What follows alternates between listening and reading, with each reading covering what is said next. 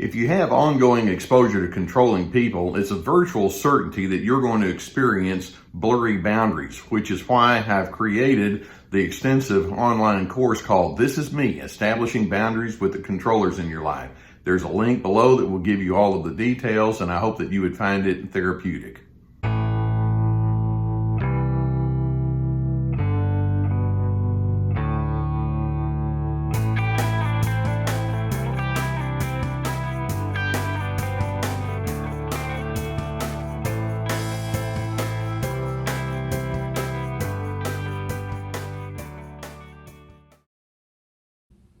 Let's begin today with a very basic presumption about who you are. And this is not Phi Beta Kappa material that I'm going to mention right here, and that is you are distinct. That's not a complicated idea. Each person has their own approach toward life. They have their own view and their own mannerisms that they operate with, and that's just what makes you to be uniquely you, plain and simple. Now, I want you to think, how many times have you engaged with narcissistic individuals and somehow you've received the message that says, well, being distinctly you is not good around here. In fact, narcissists can operate as if they're threatened by you just being you. And we're talking on so many different simple levels. For example, let's suppose that you have an opinion about something, and we may not even be talking about heavy-duty topics, but you may think, well, my idea about this is ABC.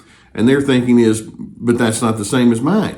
And it may not be something that's hard correct or incorrect, it's just an opinion. Or let's suppose that you have a manner of discipline inside your home, whether it's with the kids or other kind of things. And the narcissist may say, but that's not what I would do. And what you're doing is not incorrect, it's just a preference. And yet they just can't let it go. Or the way that you approach tasks, or the way you manage your job and how you approach little nuances with respect to that, it may differ from that narcissistic person. You may have eating preferences or dressing preferences or schedule priorities or the people that you want to socialize with or just how you do life. There are all sorts of small things about you that make you distinct. And the narcissist is over there thinking, this isn't working for me. I don't like this. Now, I understand that if you have some sort of gross irresponsibility that goes along with that, or ethical issues or moral issues, and that other person is saying this isn't working, okay, that makes sense. But narcissists, they go way beyond that, and we're not talking about those kind of issues. They're just naturally bent toward criticism. They can be absurdly thin-skinned. If you just say something that just differs from them a little bit, it's like, I don't like that. I don't like that one bit. They can't receive input. They have a chronic undertow of annoyance and irritability. Sometimes you think all I have to do is show up and something's going to be wrong. It's not okay for me to be me. They can give you advice that you didn't ask for, nor do you need. They can quickly argue with you. The message is sent, it's simply not okay for you to be you.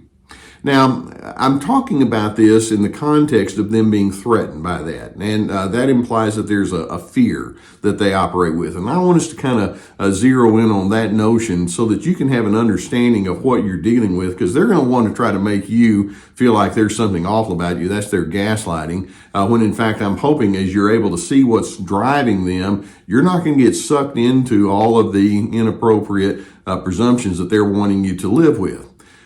First and foremost, let's recognize when narcissists imply it's not okay for you to be you, they're actually operating from their own base of insecurity.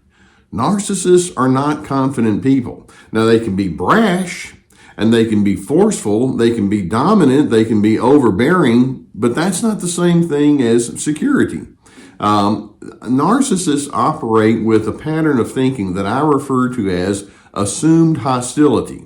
And by that I mean, the minute you vary or deviate from their tightly scripted agenda, they're thinking, you're trying to make my life miserable, aren't you? And they just assume that you have nefarious schemes or you have negative motives, and you're thinking, all I wanted to do was, handle it this way instead of that, or I had a 5-minute break that I wanted to manage my time with a little differently from you. And you're over there assuming all sorts of hostile motives on my part, but that's how they think. And we can almost say that there's a paranoia that they can operate with. In fact, we can take it a little bit further and say, so many times when you show your distinctives, they're thinking like a victim. Your distinction is prompts them to think, you're trying to make my life miserable. Look at how difficult it is, me having to live with you. And again, we're not talking about hard moral issues, but basically they see your distinctions, they see your differences as a rejection of them. And basically they're thinking, well, if you could only see things the way I see things, then you and I are going to get along just fine. So the fact that you don't means that you must reject me. And your notion is, no, I'm just trying to be true to what makes sense to me. And I know that many of you have been bogged down in so many little small things where they bring this kind of attitude. Now, because of all of this, you can see that your attempts to have analytical thinking or psychological insights with that person are going to go flat. They're thinking at such a base level. There's such a raw, reactive mindset that narcissists bring that when you say, well, wait a minute, let's break this down. Let's think this through. They won't say this out loud, but it's like, no, I don't do that. Part of their mindset is they're in such a self-absorbed, entitled, what are you going to do for me kind of an approach toward life, that's how they operate. And they're not able to see that it's okay for you to be you when you bring your emotions to them. For example, let's say you feel hurt or perplexed or frustrated or tense. That's baffling. It's like, but that doesn't agree with my emotions. And so you're supposed to run your emotions through their grid. And as a result, if you don't give them in their mind, what they think is the proper affirmation or acknowledgement of their brilliance, then they're going to just have such a negative kind of reaction. In their mind, the only way that they're going to be affirmed is for you to conform to their distinctives. It's okay for them to have distinctives, but you can't have yours. They simply can't say, why don't we celebrate who you are? And perhaps we can do the same with me. And each one of us can benefit by being in the presence of one another. And we can draw upon one another's strengths and we can encourage each other in our weaknesses. Let's do that. Narcissists can't do that. It's not okay for you to be you. You'll notice over a long haul period of time, they're repeatedly going to let you know it's your job to fit inside my mold. That's what gives them security. And so they emphasize agreement. They emphasize your subjugation to them. They emphasize your unquestioned loyalty. And like I say, they're not able to say, let's expand who we are by knowing each other more fully. They're too insecure. They're too shallow to be able to think like that. And so the simplest distinctions that you have are going to bring out all sorts of rotten reactions from them. Now, obviously, you can see that all of this is going to culminate in their need to try to control you. But let's just go back to that original question. Why is it that narcissists are so threatened by you just being you? And basically, we're going to say they're operating from a very fragile base. These individuals have such a weak ego that they're not able to manage life in a clean way at all. Now, they can have achievements and performances, but in terms of knowing how to nurse relationships and build in a healthy way, it's just not in them. And what's worse is much of what I'm talking with you about here is on a subconscious level for them. For example, if I were to say to them what I just have mentioned in the last several minutes, this is what's going on inside of them, they'd look and say, no, I don't think that's the case. You've got it all wrong. And yet it's like, no, I don't have it wrong. I'm reading it just like it is. Now, that being the case, let's just draw some conclusions, and that is you're going to have to realize that any kind of interaction that you have with a narcissist is going to be shallow. And so you trying to argue your point or validate it's the okayness of you being you, it's going to fall on deaf ears. Acknowledge that, and don't make it your task to get them to see the light when in fact the light switch doesn't work for them. And basically, let's also know that as you try to talk with them about what they could know or what they could understand, they're just going to think, look, I already know everything I need to know, which illustrates that they don't know anything.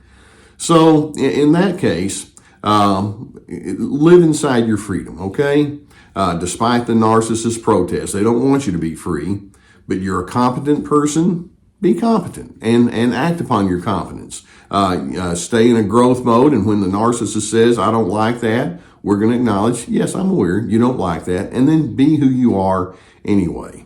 And when the narcissist continues to imply, I'm threatened by you being you, why don't we just say, yes, I know that's where you're coming from, but to your own self, what you can say is, I'm going to go ahead and be me, and why don't we even go so far as to say, and that's not a real high risk proposition.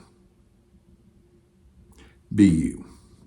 Now, I hope that videos such as this can give you some good food for thought. If you've not already hit the subscribe button, I would encourage you to do so. We'll keep more videos coming your way. Hit that notification bell.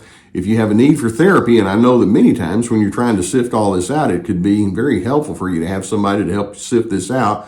I'm so pleased that we have a sponsor that can bring you online therapy. There's a link below, and you can go into that and you can choose from a whole team of online therapists who can, licensed professional therapists who can help you with all of this. So that if that's a need, I would encourage you to do so. I also have therapeutic courses, and these are very extensive. One is called Ready, Set, Connect. It's about handling good connections in a clean way. One is called This Is Me. It's about establishing boundaries. The other is Free to Be, finding who you are despite the controllers. We also have other resources below. We have a new podcast coming along. We have my books and other kind of resources. So take advantage of all of that.